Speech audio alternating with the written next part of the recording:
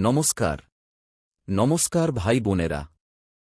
আজকের এই ভিডিওটা শুরুতেই আমি একটা কথা বলে নিই। আপনি যদি চোখ বন্ধ করে স্ক্রিপ্ট করে ফেলেন, যদি মন না দিয়ে শোনেন, তাহলে আগামীকালের সেই অলৌকিক ঘটনা আপনি মিস করে ফেলবেন। কিন্তু আপনি যদি শেষ পর্যন্ত আমার কথা মন দিয়ে শোনেন, আমি কথা দিচ্ছি, আগামীকাল সকালে যখন চোখ খুলবেন, আপনার জীবনে একটা অন্যরকম কম্পন অনুভব করবেন। একটা সতর্কবার্তা, একটা মহাজাগতিক সংকেত, যা হয়তো আপনাকে এক বড় বিপদ থেকে বাঁচিয়ে দেবে। আমি আজ রাতেই এই স্ক্রিপ্ট লিখছি, আর লিখতে লিখতে আমার শরীরে কাঁপুনি দিয়ে গেল। কারণ আগামীকালের পঞ্জিকা দেখে আমি স্তম্ভিত হয়ে গেছি। আগামীকাল 16ই আগস্ট, রবিবার। শ্রাবণ মাসের শুক্লপক্ষের চতুর্থী তিথি। নক্ষত্র উত্তর ফল্গুনী, যেটা রাজকীয় নক্ষত্র, যা শক্তি, কর্তৃত্ব ও সৃজনশীলতার প্রতীক। কিন্তু এই রাজকীয় চেহারার আড়ালে লুকিয়ে আছে এক ভয়ঙ্কর সত্য। যোগ হচ্ছে সিদ্ধ, যেটা শাস্ত্রে অত্যন্ত শুভ, কিন্তু এই সিদ্ধ যোগ শেষ হয়ে যাচ্ছে সকাল 5:30টার মধ্যে। তারপর শুরু হচ্ছে সাধ্য যোগ, যেখানে যা করতে চান তা সাধ্য থাকলেও হয় না। আর করণ হচ্ছে বৃষ্টি, যাকে আমরা ভদ্রাকরণ বলি, যেখানে শুরু করা কাজ শেষ হয় না, বরং বিপর্যয় ডেকে আনে।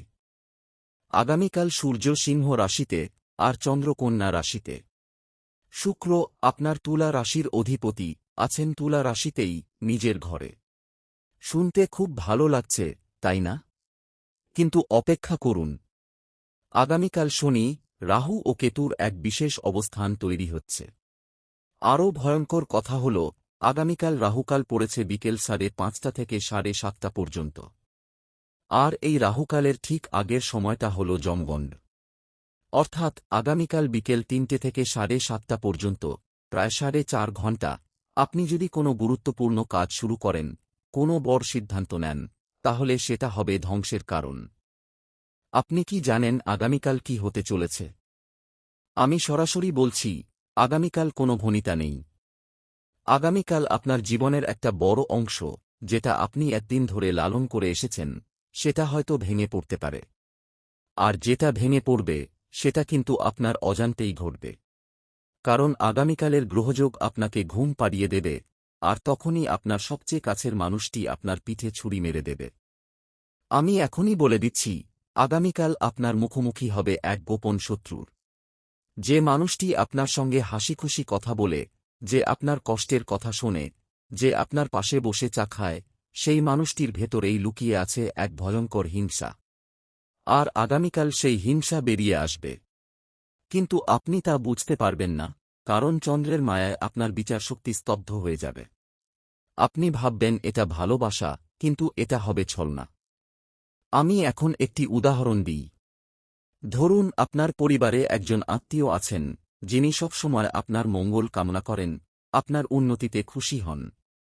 কিন্তু আগামীকাল তিনি আপনার সঙ্গী বা আপনার সন্তানের কাছে এমন কিছু বলবেন, যা আপনার সংসারে অশান্তি ডেকে আনবে। আর আপনি যখন বিষয়টি জানতে পারবেন, তখন অনেক দেরি হয়ে গেছে। কারণ আগামীকাল সূর্য ও বৃহস্পতির একটি বিশেষ দৃষ্টি রয়েছে, যা আপনার অহংকারকে এত বাড়িয়ে দেবে যে আপনি শত্রুকে চিনতে পারবেন না। আপনি ভাববেন, আমি তো সবার প্রিয়, কেউ আমার ক্ষতি করতে পারে না, আর এই আত্মবিশ্বাসই হবে আপনার পতনের কারণ। আমি কিন্তু শুধু পরিবারের কথা বলছি না। ব্যবসা বাণিজ্যের ক্ষেত্রেও একই অবস্থা। ব্যবসায়ী হন, আগামীকাল আপনার একজন পুরনো অংশীদার বা গ্রাহক এমন একটি প্রস্তাব নিয়ে আসবেন, যা দেখতে অত্যন্ত লাভজনক মনে হবে। কিন্তু সেই প্রস্তাবের ভেতরেই লুকিয়ে থাকবে এক ভয়ঙ্কর ফাঁদ। আগামীকাল রাহু ও শনির যে যোগ তৈরি হচ্ছে, তা ব্যবসায় ভুল সিদ্ধান্তের কারণ হয়। আর সেই ভুল সিদ্ধান্ত আপনার বছরের সঞ্চয়কে মুহূর্তের মধ্যে শেষ করে দিতে পারে। আপনি কি জানেন আগামীকালের পঞ্জিকা আর কি বলছে? উত্তর ফল্গুনী নক্ষত্র, এটা সূর্যের নক্ষত্র, যা রাজকীয় ক্ষমতার প্রতীক। এর অর্থ হল, আগামীকাল আপনার মধ্যে এক অসীম শক্তি কাজ করবে। আপনি যে কোনো কাজ করতে পারবেন, যে কোনো বাধা অতিক্রম করতে পারবেন। কিন্তু এই শক্তির অপব্যবহার করলে, এই শক্তি আপনাকেই গ্রাস করবে। কারণ উত্তর ফল্গুনীতে অহংকার বাড়ে, আর অহংকারই পতনের মূল কারণ। এবার সবচেয়ে ভয়ঙ্কর অংশটি শুনুন। আগামীকাল সূর্যোদয় হবে সকাল 5:45টায়, আর সূর্যাস্ত হবে সন্ধ্যা 7টায়। তার মানে আগামীকাল দিনের দৈর্ঘ্য প্রায় 13 ঘণ্টা। এই 13 ঘণ্টার মধ্যে রাহুকাল, যমগণ্ড ও গুলিকাল 3টি অশুভ সময় রয়েছে। আর এই 3টি সময় মিলিয়ে প্রায় 5.5 ঘণ্টা, দিনের প্রায় অর্ধেক সময় আপনি কোনো গুরুত্বপূর্ণ কাজ করতে পারবেন না। যদি এই সময়ে কোনো কাজ শুরু করেন, সেটা হবে আপনার জীবনের সবচেয়ে বড় ভুল। আমি এখন আপনাকে আগামীকালের জন্য 4টি কঠোর নিষেধাজ্ঞা দিচ্ছি। প্রথম, আগামীকাল সকাল 6টা থেকে 7:30টার মধ্যে কোনো গুরুত্বপূর্ণ সিদ্ধান্ত নেবেন না। এই সময় উদ্বেগ যোগ, যেখানে শুরু করা কাজ উদ্বেগের কারণ হয়। দ্বিতীয়, আগামীকাল দুপুর 12:25 থেকে বিকেল 2:03 মধ্যে কারও সঙ্গে তর্ক করবেন না। এই সময় যমগণ্ড, যেখানে যমরাজ নিজেই সক্রিয় থাকেন। এই সময়ে যা বলবেন তা অশুভ হবে। তৃতীয়, আগামীকাল বিকেল 3:42 থেকে 5:30টার মধ্যে কোনো গুরুত্বপূর্ণ ফোন কল করবেন না, কোনো বার্তা পাঠাবেন না। এই সময় গুলিকাল, যেখানে আপনার কথা ভুল অর্থে নেওয়া হবে। চতুর্থ, আগামীকাল সন্ধ্যা 5:30 থেকে 7:30টার মধ্যে ঘর থেকে বেরোবেন না, কোনো যাত্রা করবেন না। এই সময় রাহুকাল, যেখানে রাহু নিজেই সক্রিয় থাকেন। এই সময়ে যাত্রা করলে পথে বিপদ ঘটবে। এখন থামুন।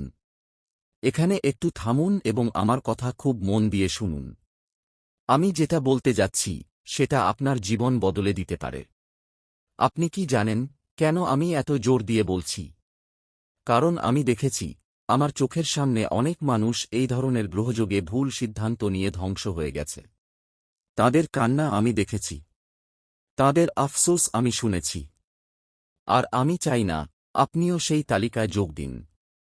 আগামীকাল আপনার রাশিতে যে শক্তি কাজ করছে, তা আপনাকে একদিকে যেমন উঁচুতে তুলতে পারে, তেমনি মুহূর্তের মধ্যে মাটিতে ফেলে দিতে পারে।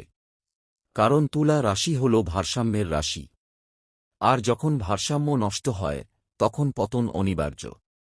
আগামীকাল সেই ভারসাম্য নষ্ট হওয়ার সম্ভাবনা প্রবল। তাই আমি আপনাকে অনুরোধ করছি, আগামীকাল সারা দিন নিজের প্রতিটি কথায়, প্রতিটি কাজে সতর্ক থাকুন। 3 বার ভেবুন, তারপর একটি শব্দ বলুন। 3 বার যাচাই করুন, তারপর একটি সিদ্ধান্ত নিন। আমি এখন একটি বিশেষ বিষয় বলছি, যা অনেক জ্যোতিষী বলেন না।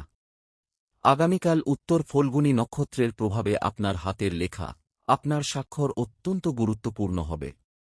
যদি আগামীকাল কোনো চুক্তি স্বাক্ষর করেন, কোনো গুরুত্বপূর্ণ কাগজে সই করেন, সাবধান। উত্তর ফল্গুনী নক্ষত্রে স্বাক্ষর করা মানে আপনার ভাগ্য নিজের হাতে লেখা। কিন্তু যদি সেই মুহূর্তটি অশুভ হয়, তাহলে সেই লেখা আপনার বিপদের কারণ হবে। তাই আগামীকাল স্বাক্ষর করার আগে একবার থামুন, চিন্তা করুন, এবং যদি সম্ভব হয়, তা পরশু পর্যন্ত স্থগিত রাখুন। আরেকটি অলৌকিক সতর্কতা, আগামীকাল আপনার ঘরের উত্তর পূর্ব কোণে বিশেষ শক্তি সক্রিয় হবে। রবিবার সূর্যের দিন, আর সূর্যের প্রভাব সবচেয়ে বেশি থাকে উত্তর পূর্ব। আগামীকাল সকালে ঘরের উত্তর পূর্ব কোণে প্রদীপ জ্বালান, তবে সেই শক্তি আপনাকে রক্ষা করবে। কিন্তু যদি সেই কোণে কোনো আবর্জনা বা পুরনো জিনিস থাকে, তাহলে সেই শক্তি আপনার বিরুদ্ধে কাজ করবে। আমি আরও একটি কথা বলছি, আগামীকাল শ্রাবণ মাসের শুক্লা চতুর্থী। এই তিথিতে গণেশজির বিশেষ পূজা করা হয়। আগামীকাল গণেশজিকে স্মরণ করেন, তবে তিনি আপনার সমস্ত বাধা দূর করবেন। কিন্তু যদি এই তিথিকে অবহেলা করেন, তাহলে সেই অবহেলা আপনার জীবনে বড় সমস্যা ডেকে আনবে। এখন আমি আগামীকালের জন্য একটি বিশেষ রক্ষামন্ত্র দিচ্ছি। এই মন্ত্রটি হল ওম গং গণপতয়ে নমঃ। এই মন্ত্রটি আগামীকাল সকালে সূর্যোদয়ের সময় 108 বার জপ করুন। কিন্তু মনে রাখবেন, এই মন্ত্র জপ করার সময় আপনার মুখ উত্তর দিকে থাকতে হবে। আর জপ করার আগে একটু জল ও ফুল দিয়ে গণেশজিকে স্মরণ করুন। আমি জানি অনেকেই হয়তো এই কথাগুলোকে অবহেলা করবেন। তাঁরা ভাববেন, এগুলো তো পুরনো কথা, এখন আর এসব চলে না। কিন্তু আমি আপনাকে বলছি, যারা এসব কথা অবহেলা করেন, তাঁরাই পরে আফসোস করেন। কারণ মহাজাগতিক শক্তি কখনো মিথ্যা বলে না। গ্রহদের অবস্থান কখনো ভুল হয় না। আর পঞ্জিকা কখনো মিথ্যা সতর্কতা দেয় না। আমি এখন শেষবারের মতো আপনাকে সতর্ক করছি, আগামীকাল আপনার জীবনের একটা বড় অধ্যায় শেষ হতে পারে। আর সেই শেষের জন্য দায়ী হবেন আপনার সবচেয়ে কাছের একজন। কিন্তু আপনি যদি আমার এই সতর্কবাণী শোনেন, যদি আপনি আগামীকাল সতর্ক থাকেন, যদি আপনি আমার দেওয়া নিষেধাজ্ঞাগুলো মেনে চলেন, তাহলে আপনি সেই বিপদ থেকে বাঁচতে পারবেন। আর শুধু বাঁচতেই পারবেন না, আপনি সেই বিপদকে জয় করে উঠতে পারবেন। কারণ তুলা রাশির জাতক জাতিকারা হল যোদ্ধা। আপনারা যখন সতর্ক থাকেন, তখন আপনাকে কেউ হারাতে পারে না। কিন্তু যখন আপনি অহংকারী হন, তখন আপনার পতন অনিবার্য। তাই আগামীকাল সতর্ক থাকুন। নিজের প্রতিটি পদক্ষেপ গণে করুন। আর সবচেয়ে গুরুত্বপূর্ণ, আপনার মুখ বন্ধ রাখুন। কারণ আগামীকাল একটি ভুল কথাই আপনার সবকিছু নষ্ট করে দিতে পারে। আমি প্রার্থনা করি, আগামীকালের এই ভয়ঙ্কর গ্রহযোগ যেন আপনার ওপর প্রভাব না ফেলে। আমি প্রার্থনা করি, গণেশজি যেন বুদ্ধি দেন, সূর্যদেব যেন শক্তি দেন, আর শনিদেব যেন রক্ষা করেন। কিন্তু মনে রাখবেন, প্রার্থনা শুধু মুখে বললে হয় না, প্রার্থনা করতে হয় অন্তর থেকে। আর অন্তর থেকে প্রার্থনা করতে হলে প্রথমে আপনার অহংকারকে বিনাশ করতে হবে। আজ এখানেই শেষ করছি। কিন্তু মনে রাখবেন, আমি যা বলেছি তা কোনো সাধারণ কথা নয়। এটা মহাজাগতিক সতর্কবাণী। এটা পঞ্জিকার ডাক। এটা গ্রহদের বার্তা। আর এই বার্তা উপেক্ষা করলে তার ফল কিন্তু খুব কঠিন হবে। আপনি নিজের জন্য ভালোটি চান, তাহলে আমার কথা মনে রাখবেন। আর আমার কথা মনে রাখার মানে এই নয় যে আপনি ভয়ে আতঙ্কিত হয়ে যাবেন। এর মানে হল, আপনি সতর্ক থাকবেন, আপনি প্রস্তুত থাকবেন। আর প্রস্তুত থাকলেই বিপদকে জয় করা যায়। জয় গণেশ, জয় সূর্য, জয় শনি।